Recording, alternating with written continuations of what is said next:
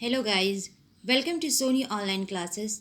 आज इस वीडियो में हम डिस्कस करेंगे जीवन इतिहास के बारे में। Means life history.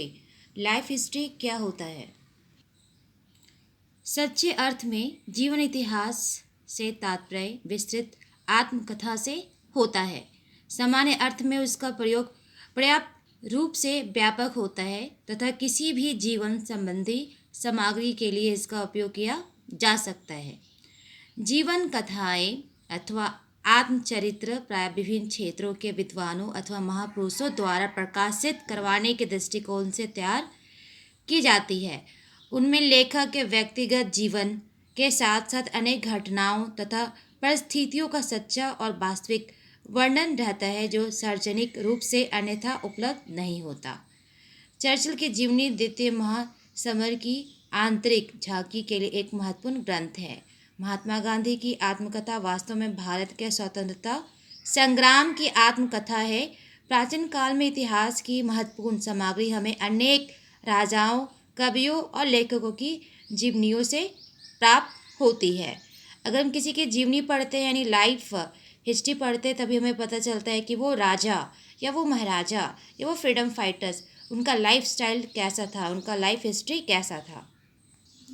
जीवन कथाएं ऐतिहासिक विवरणों से अधिक रोचक और सामाजिक महत्व वाली होती है। उनमें विभिन्न सामाजिक घटनाओं तथा संस्थाओं का केवल वर्णन नहीं होता बल्कि लेखक का निजी दृष्टिकोण भी पाया जाता है।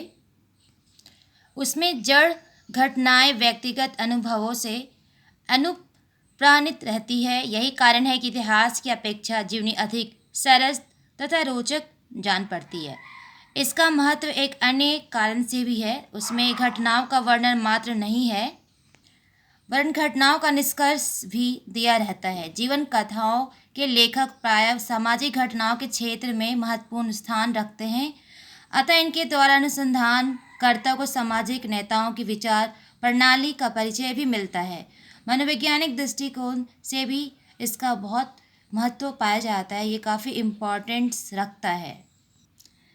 जीवन इतिहास की कुछ लिमिटेशन भी है, सीमाएं भी हैं। जैसे जीवन इतिहास में प्राय लेखक अपने व्यक्तित्व को बढ़ा चढ़ाकर वर्णन करता है। उसके प्रकाशित करने का उद्देश्य भी सच्चाई के मार्ग में बड़ी बाधा उपस्थित करता है।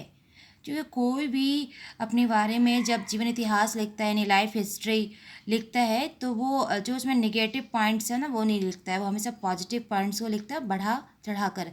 तो ये एक बैरियर का काम करता है। एंड नेक्स्ट जो उसका डीमेरिट्स है, सामाजिक नेता विशेष रूप से ऐसी घटनाओं का वर्णन करने से डरते हैं जिनसे उनका व्यक्तित्व जनता की निगाह में गिर जाए। कभी कभी देश हित अथवा राजनीतिक पार्टी का हित भी किसी तथ्य को सच्चे रूप में प्रकट करने के मार्ग में बाधक हो सकता है। थर्ड जो इनका डीमेरिट है, घटनाओं के वर्णन प्रायः व्यक्ति प्रधान, अतिरंजित तथा प्रचारात्मक होते हैं। नेक्स्ट जो इसका डीमेरिट्स है, लेखक की साहित्यिकता भी प्रायः घटनाओं को उनके वास्तविक रूप में रखने में बाधक होती है। मेंस का कथन है कि आत्मकथाएं संबंधित घटनाओं के घटित हो जाने के काफ़ी बाद अगर लिखी नहीं जाती तो कम से कम संपादित जरूर हो जाती है और उनका उद्देश्य प्रायः प्रकाशन का ही होता है, जिससे वे अनेक दोषों से युक्त हो सकती है। जैसे अनावश्यक रूप से शैली से प्रभावित होना, प्रचार संबंधी तथा विवेकपूर्ण सामग्री देने की प्रवृत्ति। नेक्स्ट जो इसका डीमेरिट है, इसके अतिरिक्त लेखक स्वयं चुनकर केवल उन्हीं अनुभवों का वर्णन करने की चेष्टा करता है जो उसकी समझ में उसके जीवन में महत्वपूर्ण सिद्ध हुए हैं। तो गाइस इस वीडियो में हम देखें कि जीवन इतिहास यानी लाइफ हिस्ट्री क्या होता है। एक जीवन इतिहास से हम किसी के जीवन के बारे में जान सकते हैं। फिर मिलते हैं न्यू वीडियो में न्यू टॉपिक के साथ। जय हिंद।